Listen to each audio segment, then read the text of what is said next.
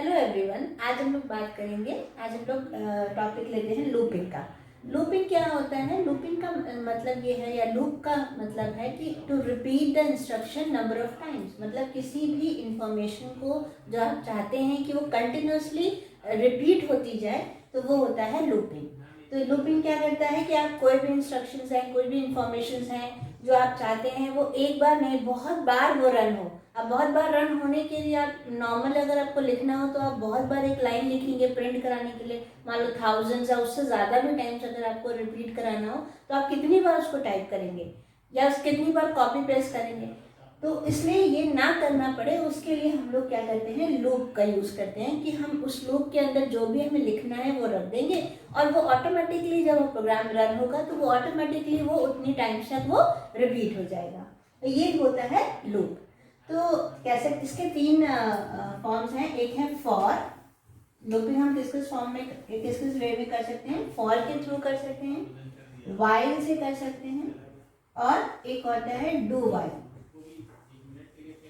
ये तीन होते हैं इसके, फॉर, वाइल और डू वाइल। फॉर और वाइल काफ़ी कुछ सिमिलर है, बस उसके सिंटेक्स अलग हैं, क्योंकि उसमें अगेन वो इसका जो सिंटेक्स रहता है वो होता है इनिशियलाइजेशन, देन स्पेस कंडीशन, फिर स्टेटमेंट रन करता है। स्टेटमेंट जो आप जिसके अंदर लिख रहे हैं लूप के अंदर, उसका वो इंक्रीमेंट करेगा, देन फिर कंडीशन चेक करेगा। वो कंटिन्यूसली जब तक वो कंडीशन फॉल्स नहीं हो जाती तब तक वो रन करता रहेगा। तो आपने जितनी देर आपको रन कराना है, जितनी बार उसको रिपीट कराना है, आप उसको यूज कर सकते हैं। तो दोनों के सिंटेक्स अलग होते हैं, बाकी प्रोसेस सेम होता है। ये भी सेम वही है, लूप ये भी काम करेगा, ये भी आपको नंबर ऑफ टाइम्स रन करने के लिए होता है। लेकिन इन दोनों में ये है कि ये पहले कंडीशन चेक करते हैं और उसके बाद वो स्टेटमेंट को रन करते हैं। डू वाइल क्या करता है, एटलीस्ट एक बार वो रन करता ही करता है वेदर द कंडीशन ट्रू और फॉल्स। उससे मतलब नहीं है, उसको पहले वो स्टेटमेंट रन कर देगा, करने के बाद वो एक बार कंडीशन चेक करेगा। अगर फॉल्स होगा तो बाहर आ जाएगा, अगर ट्रू होगा तो वो फिर से वो लूप चलेगा। लेकिन इसका मतलब ये है कि वो एक बार एटलीस्ट वो रन करेगा ही करेगा। इन दोनों में ये है कि अगर पहली बार ही कंडीशन फॉल्स हो गई तो वो सीधे बाहर आ जाएगा। तो ये इनका है। अब हम लोग स्टेप बाय स्टेप चलते हैं। तो पहले हम लोग इसका सिंटेक्स देखते हैं। आज हम फॉर करेंगे। तो सिंटेक्स है फॉर, सिंटेक्स इसका for initialization, test counter, increment और डिक्रीमेंट, देन स्टेटमेंट।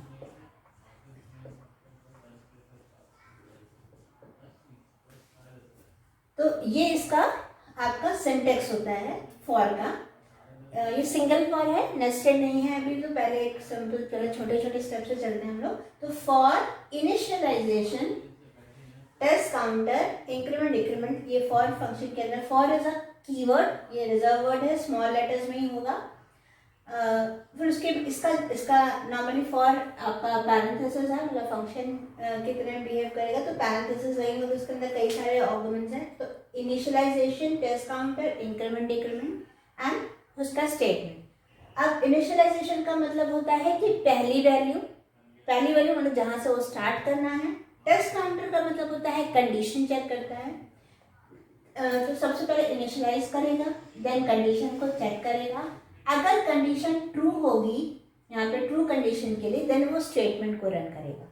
अब स्टेटमेंट रन करने के बाद अगेन ये यहाँ आएगा इंक्रीमेंट और डिक्रीमेंट पे। जो भी आपने दिए एक ही देना है, या तो इंक्रीमेंट देंगे या डिक्रीमेंट देंगे। तो मैंने आपको पहले वाले वीडियो में बताया था, इंक्रीमेंट का मतलब i plus plus, I is equal to I plus one, और या डिक्रीमेंट का मतलब I minus minus, I is equal to I minus one, या उससे और भी हो सकते हैं। जैसे I plus is equal to two, तो वो टू इंक्रीमेंट करेगा या टू डिक्रीमेंट करेगा, वो अकॉर्डिंग आप यूज कर सकते हैं। तो एक ही चीज करनी है, इंक्रीमेंट या डिक्रीमेंट। तो कंडीशन ट्रू होगी तो यहाँ पे जाएगा, इंक्रीमेंट दिया है अगर आपने या डिक्रीमेंट, आप फिर यहाँ आएगा टेस्ट काउंटर। इनिशियलाइजेशन एक ही बार होता है, टेस्ट काउंटर पे आएगा, टेस्ट काउंटर फिर कंडीशन को चेक करेगा। अगेन कंडीशन ट्रू है, अगेन स्टेटमेंट रीड करेगा, फिर से इंक्रीमेंट डिक्रीमेंट उस पर जाएगा, देन कंडीशन चेक करेगा। मान लीजिए कंडीशन अब फॉल्स हो गई, फॉल्स हो गई तो वो स्टेटमेंट को रीड नहीं करेगा और वो बाहर आ जाएगा। ये इसका प्रोसेस होगा। तो फिर से मैं बताती हूँ। फर्स्ट इनिशियलाइजेशन, इनिशियलाइजेशन करने के बाद कंडीशन को चेक करेगा, कंडीशन ट्रू होगी तो वो स्टेटमेंट रन करेगा, स्टेटमेंट रन करने के बाद वो इंक्रीमेंट या डिक्रीमेंट पे जाएगा, अगेन कंडीशन को चेक करेगा, कंडीशन अगर फिर से ट्रू है तो फिर से वो स्टेटमेंट रन करेगा। ये तब तक चलता रहेगा जब तक कि कंडीशन ट्रू होती है। जब वो कंडीशन चेक करने के बाद देखेगा कि वो फॉल्स हो गई तब वो बाहर आ जाएगा और वो वाला स्टेटमेंट रीड नहीं होगा। तो ये इसका प्रोसेस है। तो मैं आपको इसको एग्जांपल में बताती हूँ। छोटा सा मान लीजिए 1 to 5 नंबर मुझे प्रिंट कराना है, तो उसका देखिए कैसे सिंपल सा है। फॉर मैंने चूंकि 1 से कराना है 1 to 5, तो 1 से स्टार्ट होगा तो हमने 1 लिख दिया। 2 to 5 करना है तो आप 2 से कर दीजिए, जो भी आपको जहां से स्टार्ट करना है। i equals to 1, i is less than, जो कि हमें कहाँ तक कराना है 5 तक कराना है, तो हमने कहा i is less than equals to 5 और i प्लस प्लस ये लिख दिया। अब हमें प्रिंट कराना है क्या, 1 to 5 बोला था, तो हमने यहाँ पे प्रिंट कर दिया system dot out dot print ln और यहाँ पे केवल हमने i लिख दिया। ये हो गया छोटा सा ये लाइन लूप का। देखिए कैसे करेगा। i की वैल्यू है 1 is less than equals to 5, condition true है तो ये i की वैल्यू प्रिंट करेगा। i की वैल्यू होगी 1 प्रिंट किया। 1 प्रिंट करने के बाद यहाँ जाएगा i प्लस प्लस का मतलब मैंने बताया था i is equals to i plus 1, मतलब i प्लस 1 का मतलब i की वैल्यू हो गई 2 is less than equals to 5, condition true है तो ये नेक्स्ट लाइन पे 2 प्रिंट कर देगा। ये भी बता दूं क्योंकि मैंने पहले भी बताया था कि ln का मतलब होता है नेक्स्ट लाइन, तो पॉइंटर ऑटोमेटिकली नेक्स्ट लाइन पे आ जाता है, तो 2 नेक्स्ट लाइन पे ही प्रिंट होगा। और अगर आप सेम लाइन पे प्रिंट करना चाहते हैं तो ln हटा दीजिए और प्रिंट i लिख दीजिए, दैट मीन्स वो सेम लाइन पे प्रिंट होगा। तो अभी तो बात हो रही है इसकी। फिर हाँ ऊपर चलेगा, i की वैल्यू हो जाएगी 3, again 3 is less than equals to 5, condition true है देन 3, देन i की वैल्यू 4, अगेन कंडीशन ट्रू है तो फिर से ये 4 प्रिंट करेगा। फिर ऊपर जाएगा, i की वैल्यू हो गई 4 plus 1 is 5, again 5 is less than equals to 5, condition true है देन 5 भी प्रिंट करेगा। देन i की वैल्यू हो जाएगी 6 is less than equals to 5, नहीं कंडीशन फॉल्स है, ये अपना पूरा ये यहाँ से बाहर आ जाए, कुछ भी प्रिंट नहीं होगा। तो ये आपका एक नॉर्मल प्रोग्राम प्रिंट हो जाएगा। अब क्या करेंगे हम लोग, ये तो मैंने अच्छा एक चीज़ और बता दूं कि आपको लगेगा कि इतना ही लिख के प्रोग्राम बन जाना है, तो वो ऐसा कुछ नहीं है। जैसे वो क्लास लिखते थे, पब्लिक स्टैटिक वॉइड मेन पूरा लिखते थे, उसके बाद मैं एक एग्जांपल आपको वैसा भी दे दूंगी क्योंकि आप लोगों को कन्फ्यूजन हो। मैं केवल जस्ट फॉर को कैसे करते हैं, फॉर का सिंटेक्स और फॉर का प्रोसीजर क्या है करने का, वो मैं बता रही हूँ। तो ये है। अब इसी में मान लीजिए आपको आई प्रिंट नहीं कराना है, आई प्रिंट ना करा के आप चाहते हैं कि कोई मान लीजिए मुझे जैसे कुछ कोई स्टेटमेंट प्रिंट कराना है, तो हम इसको आई हटा देंगे। इसी चीज़ में आई हटा के हमने क्या किया, हमने यहाँ पे लिख दिया, अच्छा वेलकम लिखना है मान लीजिए मुझे, तो मैंने यहाँ पे, अब चूंकि वेलकम कोई वेरिएबल नहीं है इसलिए वो हम इन्वर्टेड कॉमा में लिखेंगे, तो सेम वही रहेगा। आई की वैल्यू 1, कंडीशन ट्रू है, तो उसने कहा कि तुम वेलकम प्रिंट कर दो, हमने कर दिया वेलकम प्रिंट। उसके बाद फिर से ये बाहर जाएगा, आई की वैल्यू 2 हुई, 2 is less than equals to 5, condition true है तो वो कहेगा, चूंकि पॉइंटर देखिए प्रिंट ln है तो नेक्स्ट लाइन पे आ जाएगा। तो जब वो सेकंड बार i इक्वल्स टू 2 हुआ, कंडीशन ट्रू हुई, तो वो फिर से वेलकम प्रिंट कर देगा। फिर i की वैल्यू 3 हुई, कंडीशन ट्रू हुई, तो फिर से वो वेलकम प्रिंट कर देगा। अगेन 4, कंडीशन ट्रू, फिर से वेलकम। i की value 5, condition true, again welcome. तो मतलब ये कहने का है कि ये 5 टाइम्स, उसके बाद i की वैल्यू 6 हुई, कंडीशन फॉल्स हुई, कुछ नहीं प्रिंट करेगा। और आप चाहते हैं कि वो कुछ नहीं प्रिंट करने के बाद वो बाहर आए तो कुछ कोई मैसेज प्रिंट कर दे, तो आप वो भी करा सकते हैं। ठीक, तो ये आपको इसमें कि मैंने 2 प्रोग्राम इसी में बता दिए कि एक है कि अगर आपने i लिखा, i का मतलब वेरिएबल, तो ये i की वैल्यू उठाएगा। और अगर आपने क्या किया, अगर आपने यहाँ पे कोई स्टेटमेंट लिखा तो वो स्टेटमेंट उतनी बार प्रिंट कर देगा।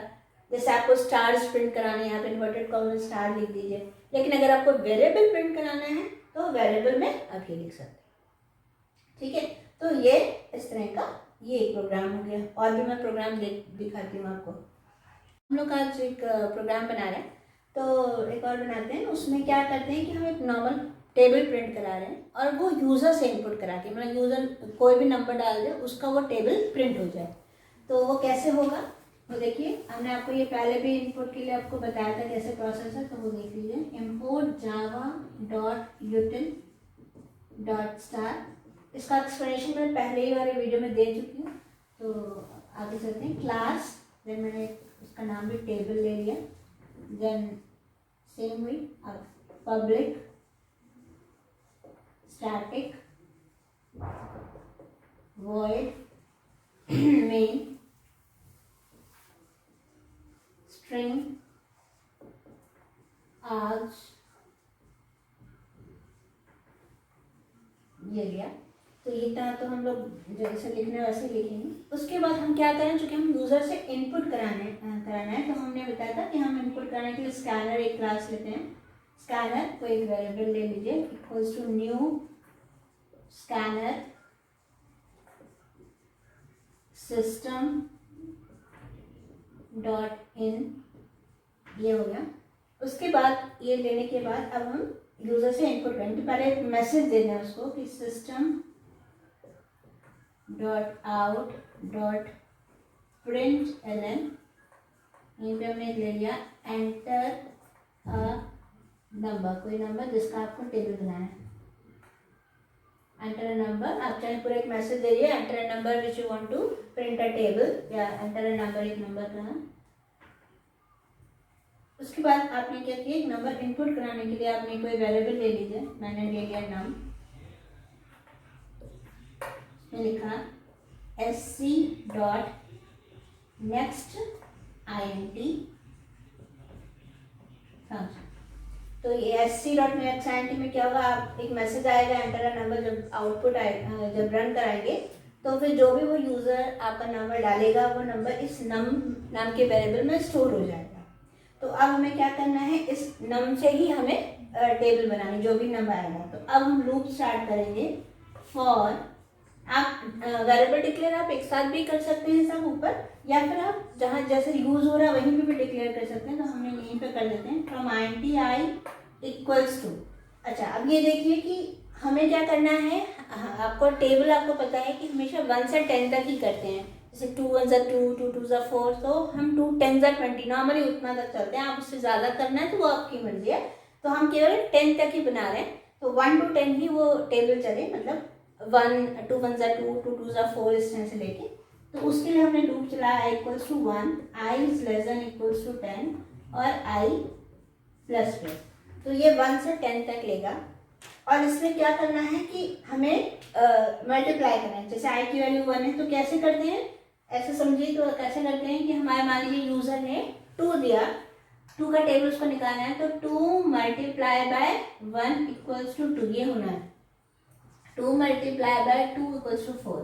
तो ये जो पार्ट है, ये 3 4 5 एंड सो ऑन, ये पूरा पार्ट जो है हमारा ये i की वैल्यू से चलेगा, क्योंकि हमें वहीं तक चलाना है। और ये नंबर जो है वो हमने पहले से यूजर से इनपुट करा लिया, तो ये हमारा ये 2 वो नंबर हो गया। और ये जो आ रहा है वो एक रिजल्ट हो जाएगा। तो हम कैसे करेंगे, तो हम यहाँ पे पहले कैलकुलेशन भी करेंगे। तो हमने लिखा t, एक वेरिएबल ले लिया int t equals to num multiply का साइन लगाइए और i। तो हमारा ये क्या मतलब हुआ कि t इक्वल्स टू नम, ये हमने फॉर्मूला लगाया कि नम का मतलब जो वैल्यू आई और i की वैल्यू जो भी हो उससे मल्टीप्लाई करें और t में स्टोर कर दे।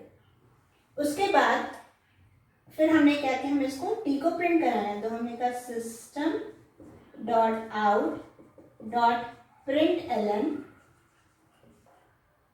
तो आप किस तरह से ऐसा ही प्रिंट कराना चाहते हैं, तो देखिए ऐसा प्रिंट कराने पे कैसे आएगा, ऐसा आएगा नम वेरिएबल लिखा प्लस इन्वर्टेड कॉमा में मैंने मल्टीप्लाई का साइन लगाया क्योंकि मुझे ये मल्टीप्लाई आना चाहिए, then plus i, then equal भी आना है, then again plus inverted comma में इक्वल, देन प्लस जो आपका t में स्टोर है, देन t, ये आ जाएगा।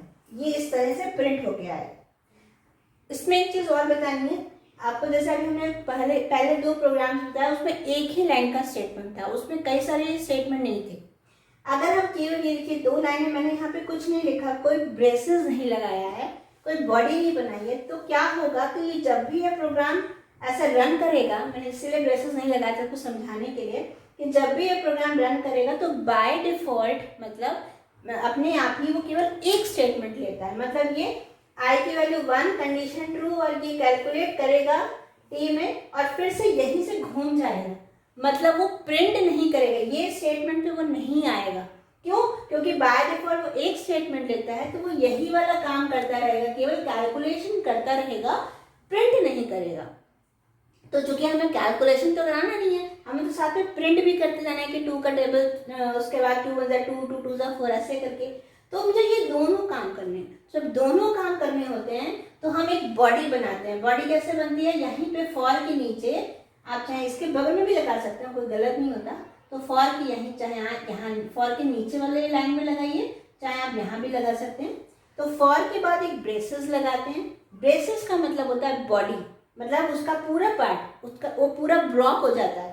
ब्लॉक का मतलब जितने स्टेटमेंट्स आपने लिखे हैं, जहाँ तक वो ब्रेसेस बंद नहीं होता, वो सब एग्जीक्यूट करेंगे। तो मुझे क्या करना है? इसको ये करना है और ये करना है, दोनों काम करने हैं, इसलिए हम यहाँ पे ब्रेसेस बंद कर देंगे। तो ये हमारी फॉर की बॉडी हो गई। दैट मीन्स आई की वैल्यू 1 होगी, कंडीशन चेक करेगा, और नम तो पहले ही हमने मान लीजिए, हमें अभी तो यूजर क्या डालेगा नहीं मालूम, कि हम मानते चलते 2 डाल दिया मान लो। तो आई की वैल्यू 1 होगी, कंडीशन ट्रू हुआ, कंडीशन ट्रू है, 1 is less than equals to 10, तो नीचे आएगा। नम की वैल्यू में 2 है, 2 मल्टीप्लाई बाय आई की वैल्यू क्या है? 1, तो 2 1 जा 2, टी में क्या स्टोर हुआ? 2, तो 2 स्टोर हो गया। अब यहाँ कह रहा है कि वो प्रिंट करो, तो देखिए नम की वैल्यू में है 2 स्टार, जो कि हमें यहाँ लगाएगा वो कि वो एज इट इज प्रिंट करना है। आई की वैल्यू में इस समय है 1, उसके बाद इक्वल भी उसको प्रिंट कराना है, देन करा देगा। टी की वैल्यू में 2 स्टोर हुआ है, इसलिए वो 2 प्रिंट कर देगा।